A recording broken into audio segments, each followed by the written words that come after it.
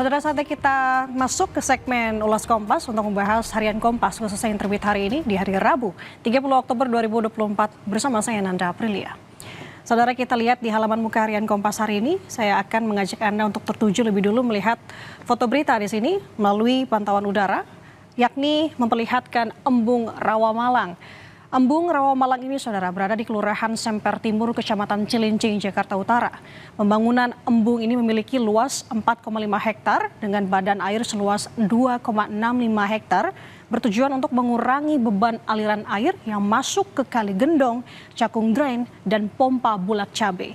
Embung yang masih dalam tahap penyelesaian ini diharapkan dapat memperkuat sistem drainase wilayah dan efektif untuk mengendalikan banjir di Jakarta Utara. Nah, kita akan bergeser ke informasi lain yang juga dibahas di harian Kompas hari ini, saudara, dengan judul besarnya, Cegah PHK, Pemerintah Selamatkan Stritex. Pemerintah memastikan, saudara, tidak akan terjadi pemutusan hubungan kerja atau PHK pada karyawan Stritex. Pemerintah juga memastikan hak-hak karyawan tetap terpenuhi. Oleh karena itu, karyawan Stritex diminta untuk tetap tenang.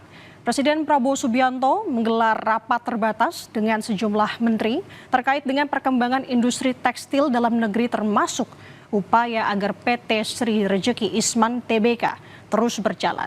Menko Bidang Perekonomian Erlangga Hartarto bilang pemerintah berkomitmen untuk menjaga kelangsungan industri tekstil dalam negeri yang tengah menghadapi tantangan. Terkait status pilot, Erlangga bilang pemerintah akan berkoordinasi dengan kurator.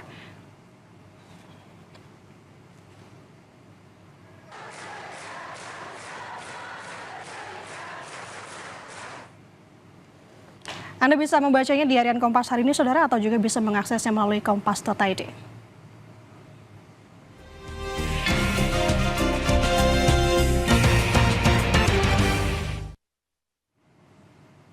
Informasi usai jeda, bangunan sekolah SMP di Cianjur, Jawa Barat ambruk. Padahal bangunan tersebut baru didirikan 2 tahun lalu.